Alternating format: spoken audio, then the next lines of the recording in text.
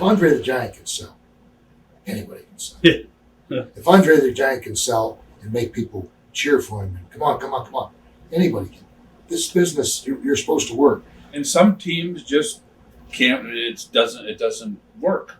And I just speaking of Andre selling, I just saw on the internet you and I against Baba and Andre and Toka. Did you ever see that one on the internet? I've seen it years ago. Yeah. Andre, unbelievable how he sold. Yeah. Holy cow, does he sell? Yeah. And he is the biggest guy in wrestling. If he can sell, anybody should be able to sell. Right. I worked with him many times, especially as Mass Superstar, against him and with him. And I'd have him in a Cobra hold, and he looks like he's going out, and people are screaming for him to get out of it. They forgot that he was 7 foot tall. They just involved in the match. And you see it not only those guys, you see it all the time. Just because you're pumped up on the weights doesn't mean you're invincible, for God's sakes. Somebody hits you in the throat, somebody gouges your eyes, you better register.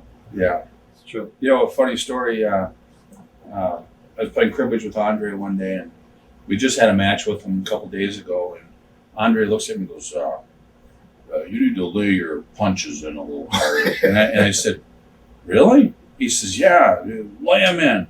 I said, okay, well, we'll do that tonight then. So we're out in the match, and I was making a comeback on him, and I nailed him. I mean, I hit him hard. I hit him right in the lip, and his lip went, he looks at me and he goes, not that hard.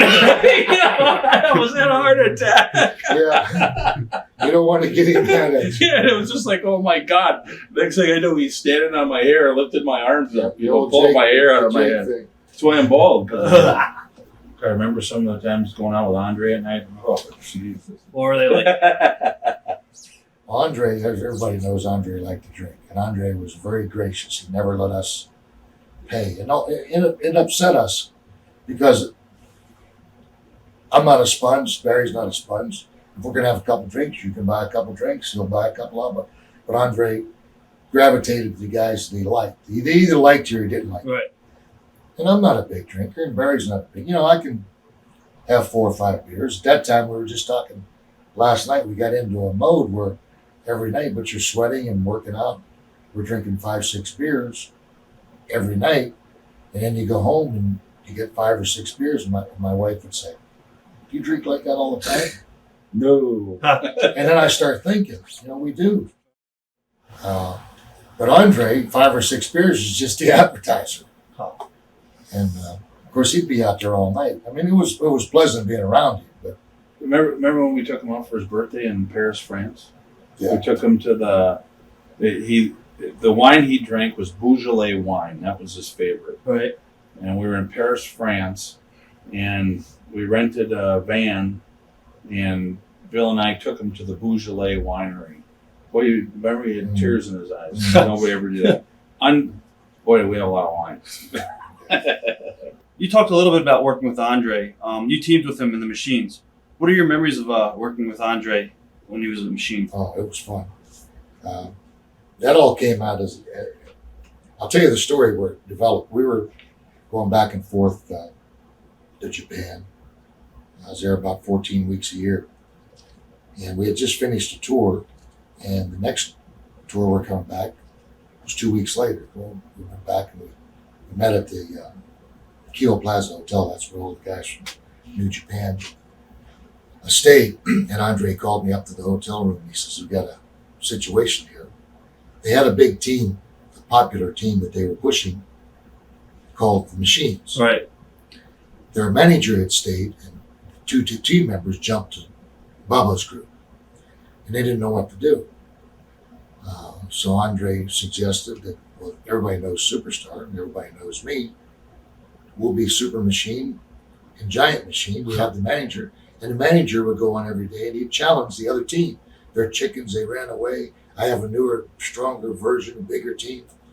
And it was fun. He liked it. I mean... Did you come over then and have little machine and medium machine? Oh, we had machines. We had schmo machines. We had then we got Mulligan, and he was the big machine. Right. And it was supposed to be a lark. Everybody was supposed to know who we were. I thought everybody knew who we were, and I think that they did.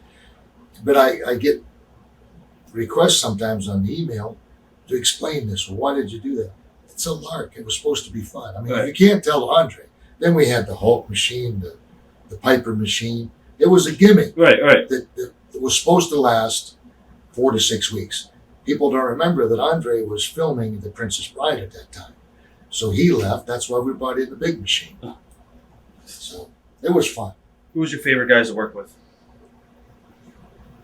Favorite Okay. guys to work with. Bulldogs were as a tag. Yeah, as a tag. Oh yeah. I'll tell you, I really liked working against Haku and Oh yeah. Andre. I mean, they were two really good friends of ours that we would go out with and we'd have beers with, and In different styles completely. completely different styles. And not anybody could work with those two guys either. Yeah. Right. And they were just guys that you could trust, and it was fun in the ring with them. Bulldogs I liked.